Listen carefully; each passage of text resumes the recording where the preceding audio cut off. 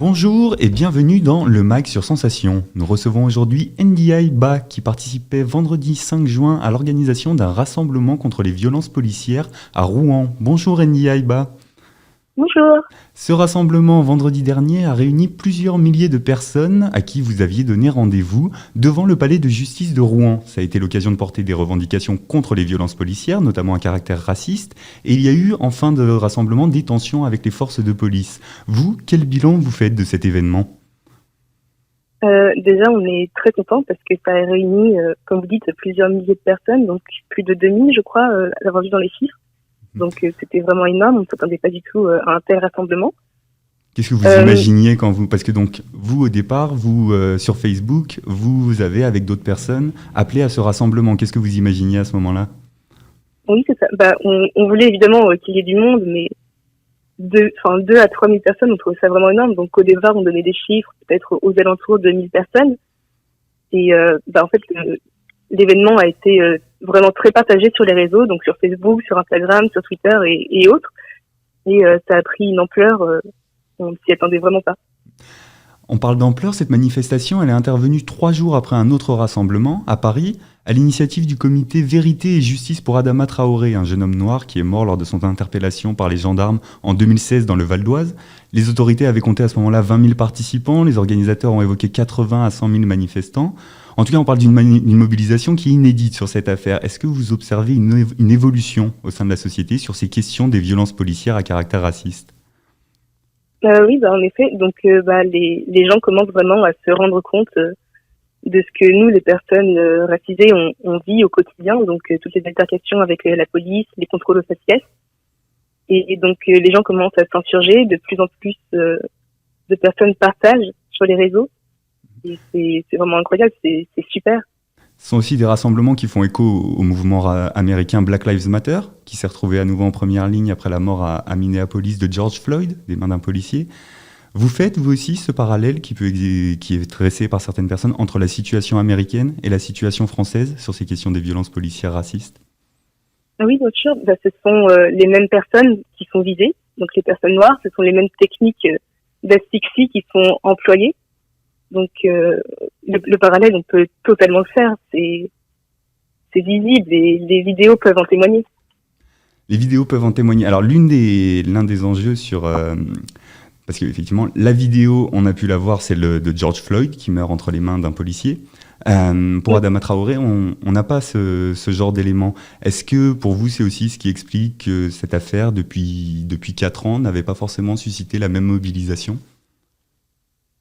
La mobilisation, je pense qu'elle était quand même là, mais en effet, je pense que s'il n'y a pas eu d'actes comme il y a actuellement, c'est parce qu'il n'y avait pas les vidéos. Mais c'est pas normal qu'il faille des vidéos. Donc il y a eu des autopsies d'effectuer. Ils ont dû attendre 4 ans pour pouvoir enfin sortir la vérité que Adama Traoré était en effet mort à cause des techniques employées et non pas par un quelconque problème de santé comme ils ont voulu nous faire croire, ou comme ils ont également voulu nous faire croire avec George Floyd, parce que on a bien vu la vidéo, donc 8 minutes avec des techniques pareilles, c'est pas possible. Alors dans le cas d'Adama Traoré, l'affaire reste tout de même à juger et la justice n'a pas encore rendu ses conclusions sur la responsabilité des policiers. Oui, c'est ça. Le comité Vérité et Justice pour Adama Traoré, il appelle à une nouvelle manifestation ce week-end à Paris, le samedi 13 juin. Pour vous, à Rouen, quelle peut être la suite de cette mobilisation ? Peut-être continuer des manifestations, des rassemblements. Donc, par exemple, vendredi dernier à Rouen, donc des personnes ont pu prendre la parole, ont pu décrire ce qu'elles disaient, dire contre quoi est-ce qu'elles se battaient exactement, pourquoi est-ce qu'on était tous réunis. Et donc, ce serait vraiment incroyable de pouvoir continuer à faire ça. Aujourd'hui, vous avez l'air d'être satisfaite par la mobilisation qui est générée autour de ces questions. Mais quelle est la finalité ? Qu'est-ce que vous attendez derrière ces mobilisations et ces mouvements ? Derrière, c'est la justice. C'est ce qu'on demande, la justice pour chaque victime. Donc, pour toutes celles qui sont tombées sous les mains de la police, toutes les affaires qui ont été étouffées. Par exemple, je pense que vous avez bien vu l'affaire des policiers de Rouen, le groupe WhatsApp et les propos qu'ils ont eus. Donc, oui. Une qui affaire date révélée par d'il y a quand même. Mediapart avec qui montre donc des échanges entre policiers, des Oui, échanges à caractère raciste, à caractère sexiste, ce genre d'éléments. exactement. Donc cette affaire remonte au mois de décembre 2019, janvier 2020, et les audios sont ressortis, et donc c'est à ce moment-là qu'il y a commencé à y avoir des traces de sanctions. Mais avant ça, donc le policier qui avait dénoncé tous ces actes, par exemple, lui a été muté, pendant que les autres ont continué à exercer à Rouen.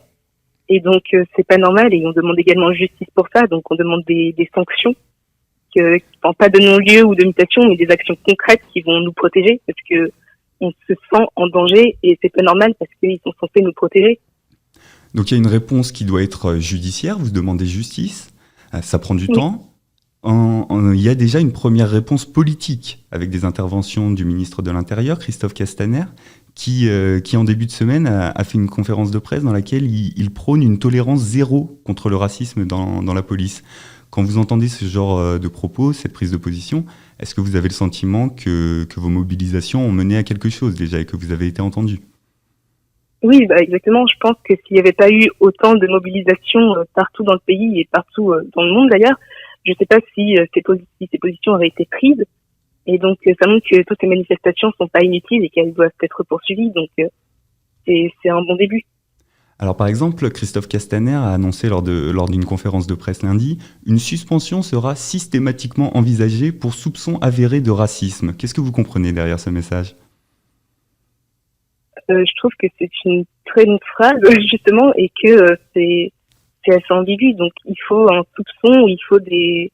Enfin, par exemple, je trouve ça assez dangereux parce que si un policier est soupçonné de racisme, mais que pourtant il continue À exercer? à exercer, on peut pas se sentir en sécurité envers quelqu'un qui a des préjugés envers nous. Bah, C'est pas. Oui, allez-y. Pardon, allez-y. Non, allez-y, pardon. Mais par exemple, du coup, Christophe Castaner a aussi annoncé une réforme de l'IGPN, ce qu'on appelle la police des polices, et de l'IGGN, qui est son équivalent dans la gendarmerie. C'est aussi un terrain sur lequel vous l'attendiez? Bah oui, bah c'est tout le système qui est censé nous protéger, tout le système sécuritaire. Donc c'est super important pour nous de se sentir protégés, et c'est super important que les décisions soient prises plus haut également. L'autre annonce principale de cette conférence de presse, c'est l'interdiction de la technique dite de l'étranglement qui pourrait être à l'origine, selon un certain nombre de représentants associatifs, de décès à la fois aux États-Unis, en France. Cette technique de l'étranglement, elle pourrait être remplacée, selon une information du Parisien, par la généralisation du pistolet à impulsion électrique. Là encore, c'est un terrain sur lequel vous sentez que c'est une évolution positive, ou est-ce que vous n'êtes pas forcément convaincu par ce genre d'initiative? Euh, c'est super d'avoir interdit la technique de l'étranglement, mais il n'y a pas que ça, il y a également le plaquage ventral.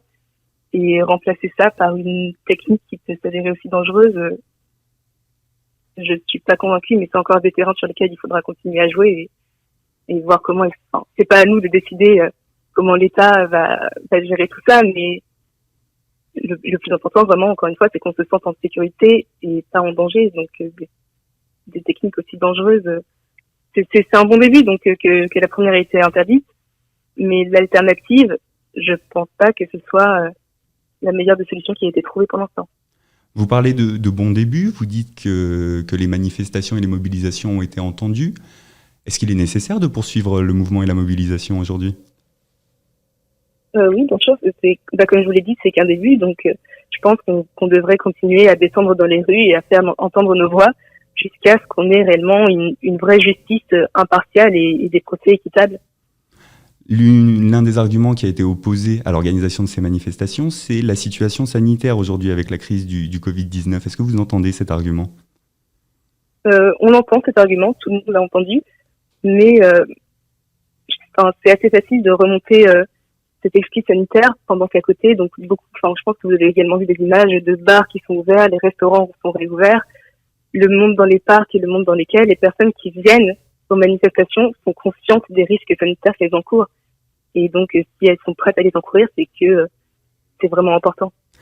Merci Andy Aïba de nous avoir accompagnés aujourd'hui dans le MAC sur Sensation. Je rappelle que vous avez participé à l'organisation d'un rassemblement contre les violences policières à Rouen et que vous continuez à vous mobiliser sur cette question. Merci. Merci beaucoup à vous.